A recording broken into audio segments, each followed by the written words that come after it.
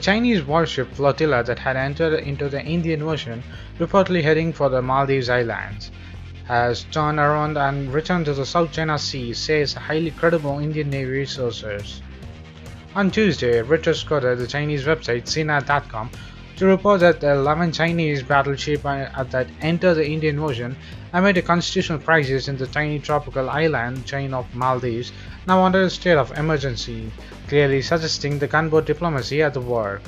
However, the Indian Navy resources says that while Chinese flotilla, including a destroar and a frigate, had indeed crossed the Indian Ocean through the Sunda Strait, it turned around and returned to the South China Sea through the Lombok Strait.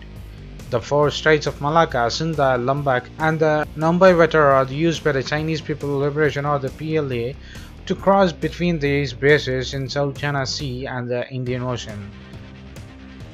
That leaves the PLA with the 3 battleships in the vicinity, its routine deployment in the Gulf of Aden for the anti-piracy escort duties, in addition to its 28th Anti-Piracy Escort Force or the APEF, as the 3-vessel task force is called.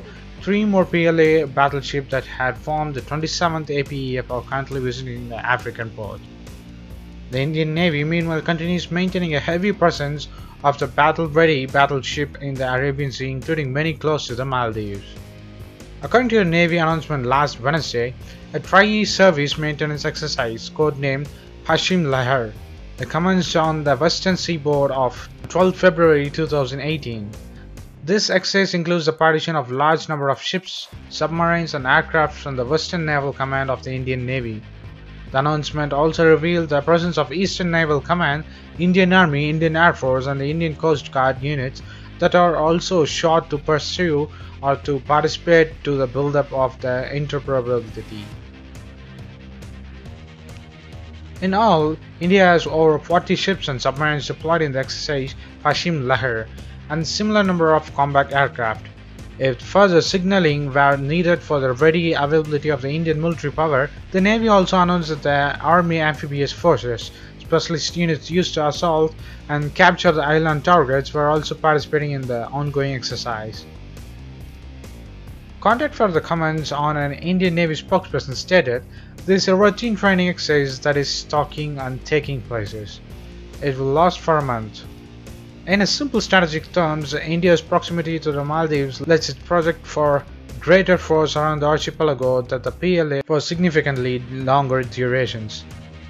Ongoing constitutional crisis in the Maldives is a consistent for the influence between the pro-Chinese President Abdullah Amin and his pro-Indian predecessor Mohammad Nasheed, who is currently in exile in Sri Lanka. The New Delhi is concerned that the Maldives is gravitating into Beijing's orbit. With Amin signing up for the Belt and Road Initiative, there is worry that China could eventually build a naval base here. Yemen also has allowed Beijing to invest in major port projects in the Maldives. That prompted Nasheed to state that China was buying up the Maldives. Yemen has responded with the political crackdown after the Supreme Court ordered the release of jailed opposition members earlier this month. Yemen declared a 10-day state of emergency on February 5, 2018. On Monday, Yemen sought parliamentary approval to extend the emergency for 30 days. However, in the press release on Tuesday, the Minister of External Affairs of India tweeted, "It is our expectation that the government of Maldives will not be seeking the extension of the state of emergency and resume the political process with the immediate effects." So what do you think of Chinese warship return to the South China Sea as the Indian Navy chased away and continues to have a heavy deployment around the Maldives, looks like covering up without having an interference from other countries into the Maldives and the Indian Ocean? Diepsloot is a township 25 kilometers north of Sandton, Johannesburg, where unemployment is as high as 60% of the population. Transport is expensive, so proximity is important for residents when finding work. For entrepreneurs looking for an opportunity, where do they find the support they need to help build their businesses? Less than 5 kilometers away from Diepsloot is the Riversands SMME Incubation Hub, where fledgling entrepreneurs learn the skills they need to thrive in the marketplace. There's hope that these businesses will contribute to the government's efforts to integrate the township economy into the mainstream economy and bring jobs to Diepsloot. This platform is here to basically enable and develop small to medium enterprises as a means to develop the economy. What makes us unique, first of all, would be our size. We currently have 158 units available, 157 businesses on campus across a 38,000 square meters space. Our operational philosophy is probably one of our biggest differentiators. We are not prescriptive in the manner in which we actually support the businesses. Our focus is to add value determined by the entrepreneurs themselves. So it's really important for us to be a learning organization that's always looking at ways in which to really support businesses in a manner that really makes sense to the entrepreneurs themselves. They affirmed my idea and said, look, go ahead, we are here to support you as much as you are bringing something that is different to the hub, which will add on to the hub. And voila, Black Star Coffee Bar was born. So when I came in and I started setting up, I was thinking, okay, now I need employees. Where am I going to get people to work in these shops? And fortunately for me, there's a community just across the river, which is Diepsloot. Between the businesses that I have at the hub, I've got 15 people that we have permanent jobs for. It makes me happy that I have contributed to the economy of the country. I'm one of the people that the government is always stressing. Another young entrepreneur who's providing employment for 3 people with her business is Siola Mashamaite. We're an ISO 17025 accredited calibration laboratory.